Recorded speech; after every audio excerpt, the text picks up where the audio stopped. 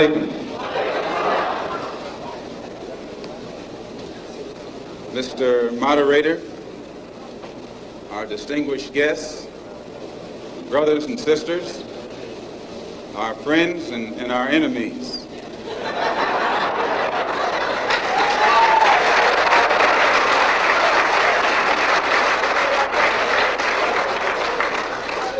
Everybody is here. As many of you know, last March, when it was announced that I was no longer in the Black Muslim movement, it was pointed out that it was my intention to work among the 22 million non-Muslim Afro-Americans and to try and form some type of organization or create a situation where the young people, our young people, the students and others, could study the problems of our people for a period of time and then come up with a new analysis and give us some new ideas and some new suggestions as to how to approach a problem that too many other people had been playing around with for too long. And that we would have some kind of meeting and determine at a later date whether to form a black nationalist party or a black nationalist army.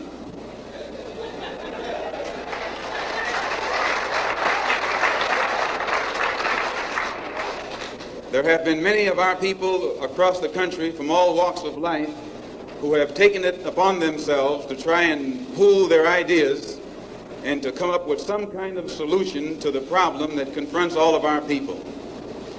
And tonight we are here to try and get an understanding of what it is they've come up with.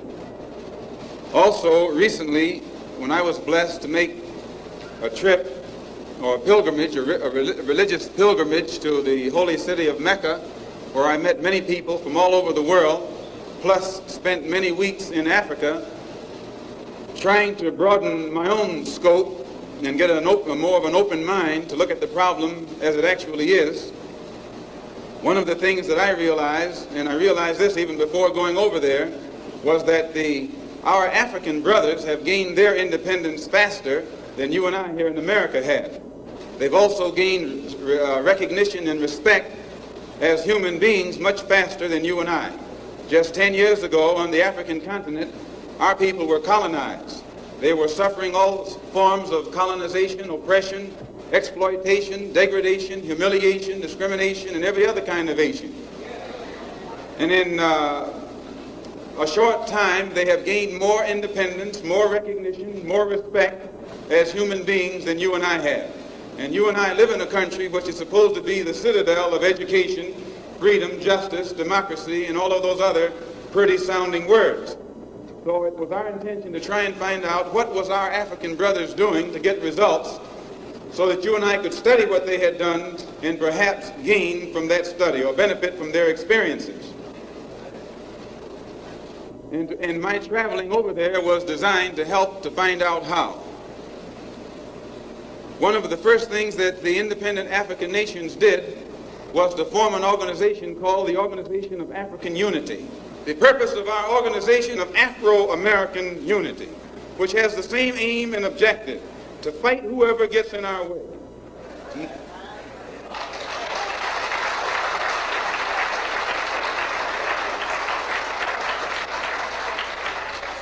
To bring about the complete independence of people of African descent here in the Western Hemisphere, and first here in the United States, and bring about the freedom of these people by any means necessary.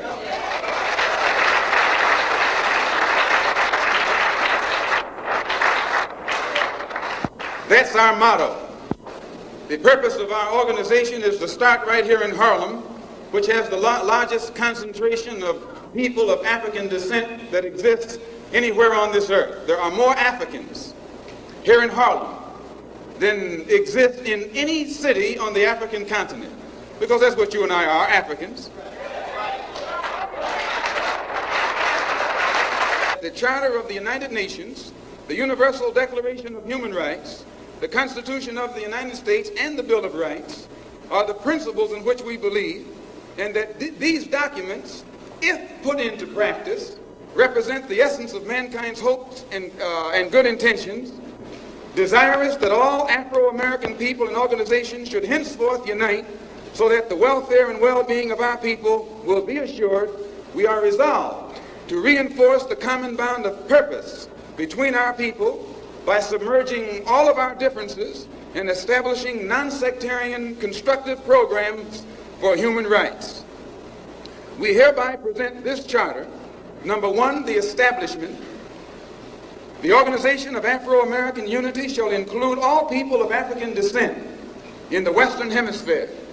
In essence, what it is saying, instead of you and me running around here seeking allies in our struggle for freedom, in the Irish neighborhood or the Jewish neighborhood or the Italian neighborhood, we need to seek some allies among people who look something like we do. And once we get their allies, it's time out for you and me to stop running away from the wolf right into the arms of the fox, looking for some kind of help. That's a drag. Number two, self-defense.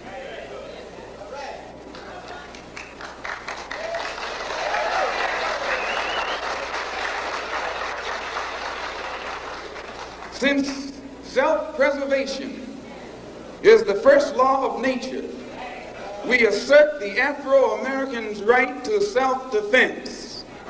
The Constitution of the United States of America clearly affirms the right of every American citizen to bear arms. And as Americans, we will not give up a single right guaranteed under the Constitution. The history of unpunished violence against our people clearly indicates that we must be prepared to defend ourselves, or we will continue to be a defenseless people at the mercy of a ruthless and violent racist mob.